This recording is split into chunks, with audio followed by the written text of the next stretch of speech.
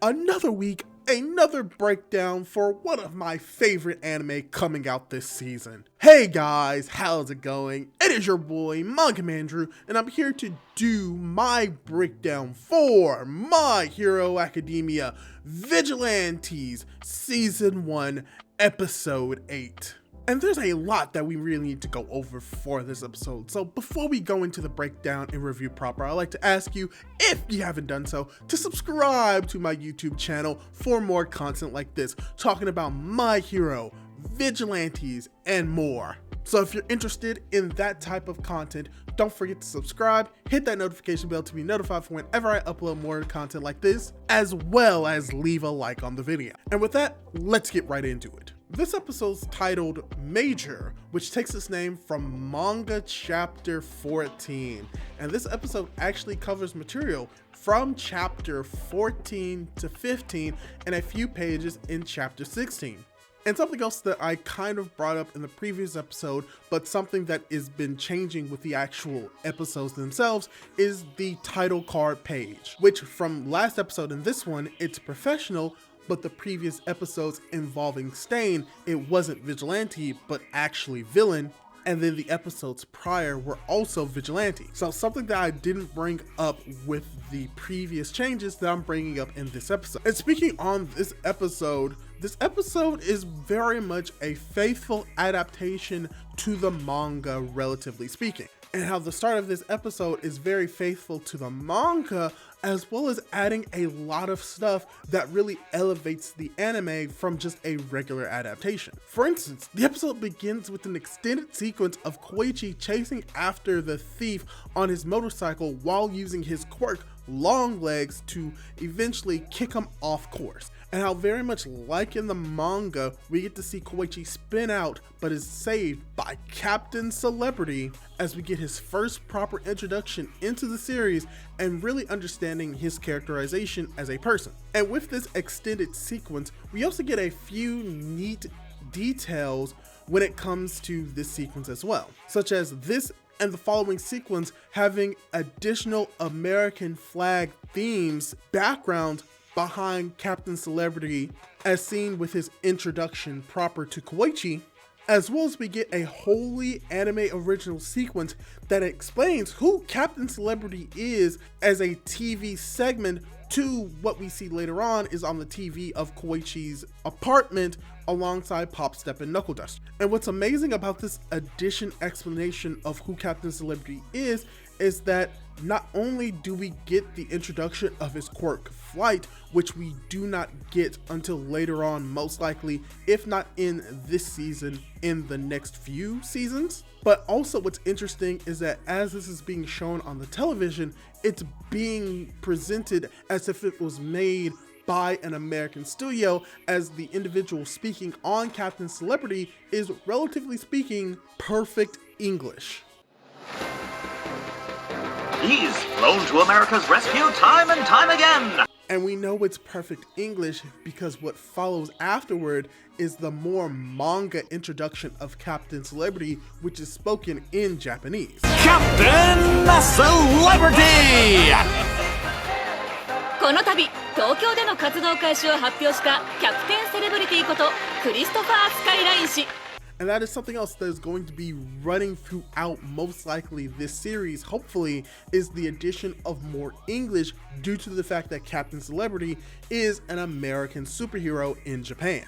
But like with the manga, the anime does have Captain Celebrity be explained to the vigilantes via this news broadcast as we get the name of Captain Celebrity, or CC, who I may refer to him throughout the video as, but we get his official name, which is Christopher Skyline, a very American name. And to add a little bit more understanding for what his character is like, he is very much likely inspired by a version of Superboy who has a very flirtatious attitude, loves media attention and fame, and is very arrogant, and having a personality more akin to Booster Gold, very much similar to how Superboy is portrayed as well. So it's great that we're getting a better understanding who CC is as a character, as well as having the episode, like the manga, making references to the fact that CC, Captain Celebrity, is also, quote, a top-ranked hero. However, the anime makes it seem as it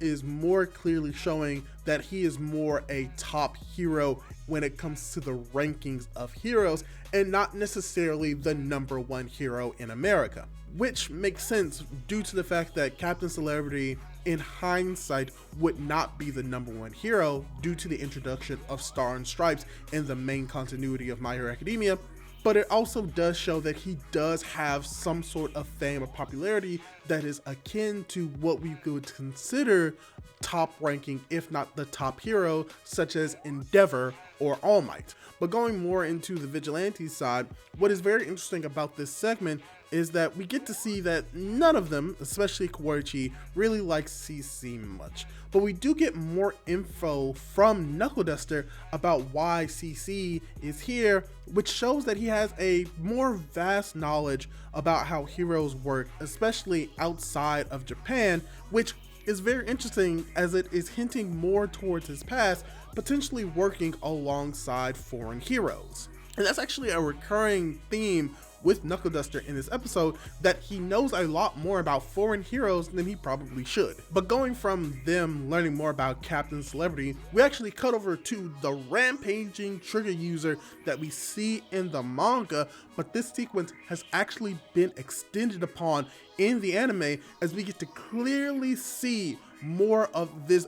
villain's monstrous design in the anime versus what we got in the manga, as we can clearly tell that this villain is more explicitly inspired by Godzilla, not just from the aesthetic look and shape of the villain, but also the fact that they use stock sound footage of Godzilla screeching. As well as the fact that he's a monster rampaging through a city as people are running away from him, which is once again a reference most likely to the fact that he's supposed to be Godzilla, or at least a person that has a quirk very much similar to Godzilla, not to be confused with the other hero from My Hero Academia's movies, who is quite literally just Godzilla. So it's very cool that they were able to expand upon this a little bit more in the anime from the manga, even to the point of showing the civilians evacuating and screaming more in the anime versus the manga, as we do get to see Queen, who reveals that this is all a part of their plan and that they'll eventually get more data on this individual later. But as we see these people evacuating, we actually cut over to seeing Koichi, who's actually helping with the evacuation right before CC comes in to help. And just showing the type of character that he is, we see Captain Celebrity only directly gets involved when he gets direct permission from the police and Japan to actually help in the situation, as well as only when the media is actually there for him to be on the news and to get all the attention. Which all of this is just showing the personality of Captain Celebrity.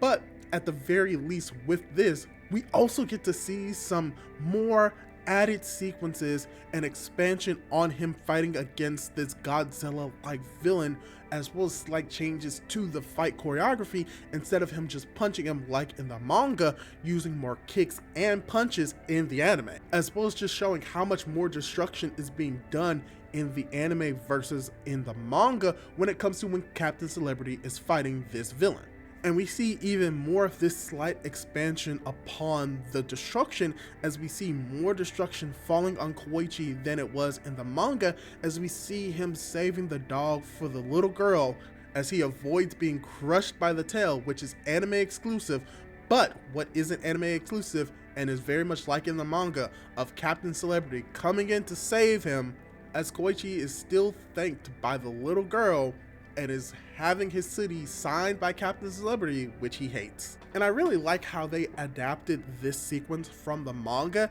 even more to the point of what they added from the manga to the anime with this sequence as well. Which is that with this scene as well, we also had Captain Celebrity's team singing in English like in the manga, but it's more explicit in the anime. But what's also cool about this sequence is that the background music that you can't have in the manga but you can have in anime is actually being sung in English partially. He's so cool! Which implies that this song most likely came from America in story than Japan. But we do have the conversation with Koichi and Captain Celebrity very much like it was in the manga, as we transition over to Koichi as well as Captain Celebrity, quote unquote, working together again to save some people from a collapsing building, to which CC saves the woman because that's what he does, as Koichi is forced to save the heavy-set man, who once again thanks him for the help. The heavy-set man, not really Captain Celebrity. And we see how this sequence actually leads into more characterization of who Captain Celebrity is, and how him carrying this woman really just shows the type of person Captain Celebrity is, which is going to be tied into what Knuckle Duster explains for why he's actually here. But even then, we do get to see that he actually has some cheerleaders that have come to the scene to cheer him on, as it's revealed that one of those cheerleaders is actually Makoto. And when it comes to this sequence as well, we get the cheer sequence very much like in the manga, but being expanded upon more in the anime with more color and more aesthetic backgrounds, as well as Captain Celebrity shown to be more explicitly destroying and demolishing the building more in the anime than in the manga. But going back to Makoto, Makoto does recognize that the Crawler as well as Popstep are there, and as she tries to go and talk to them, CC begins to flirt with her and ask her out pretty much on a date, which, like I said, this is a transition to Knuckle Duster explaining how Captain Celebrity has many lawsuits involving women,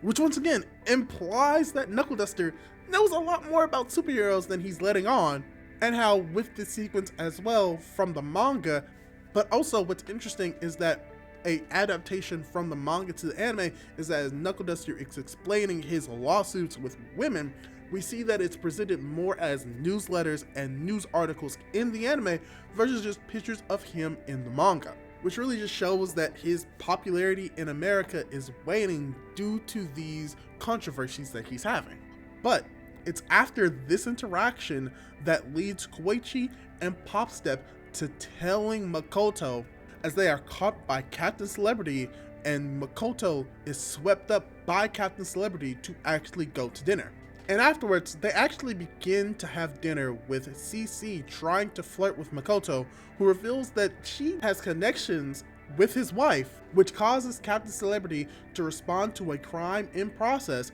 and eventually picks up Koichi to use as an alibi for his wife. And I like how this scene pretty much plays out one for one like the manga, but they do expand upon the conversation that Captain Celebrity has with Makoto being more in English in the anime versus the manga, which is a very nice and fun change. But with that one fun change, there's actually an unfortunate change, which is that after Captain Celebrity stops the villain and picks up Koichi, in the manga, he is talking to his wife and explaining himself in English. However, in the anime, he's speaking in Japanese, which wouldn't make sense for the conversation that he would be having. Now, you can imply that he is speaking in English in the anime, but it's being translated into Japanese for the Japanese audience. However, with how the episode has been using English and Japanese throughout the episode, this seems to be more of a mistake than anything else, which is very unfortunate. But this conversation and this situation does lead to Makoto having an idea to help rebrand Captain Celebrity to be more like a Yankee and appeal to a younger demographic of quote-unquote delinquents, which is shown his new branding on TV for everyone, including the vigilantes, to see, and how adaptations like this are done well because we get to get a more understanding of the mood of the people behind Captain Celebrity who are chanting and singing and supporting him, which is not necessarily the case in the manga. And the episode typically would end here after the ending. However, we do get the adaptation of the first few pages of chapter 16, where the first page of chapter 16 is unfortunately not adapted into this episode. which is of Koichi still in bed and Pop coming in to see his room in disarray, but where the anime actually starts off with, which is Koichi getting a phone call from his father telling him that his mom is on her way and is there to come see him. To which Popstep and Koichi talk about how he may or may not have lied about the status of what he's like and what he's doing now, and how he may have lied about having a girlfriend, which sends Popstep out of the room to potentially change into her more casual wear as Koichi's mom comes in and immediately asks about the girlfriend that he lied about. And yeah, this is pretty much my breakdown and review of this episode. I had a lot of fun watching this episode because Captain Celebrity is probably an underrated character in this story. Because while he seems very pompous and arrogant and fame hungry now, we do later get to see him change into a better person, and we get sort of the edges of it begin to be sand off in this episode. Also, it's very much more slice of life with a lot of cool additions to it that really adds to the adaptation as a whole. But hey, those are my thoughts. And let me ask you this, what did you think of the episode? Did you like it? Did you dislike it? Leave your thoughts down below, and don't forget to subscribe to my YouTube channel for more content like this. Do all that cool jazz, and hopefully I'll be able to catch you in my next video. Goodbye!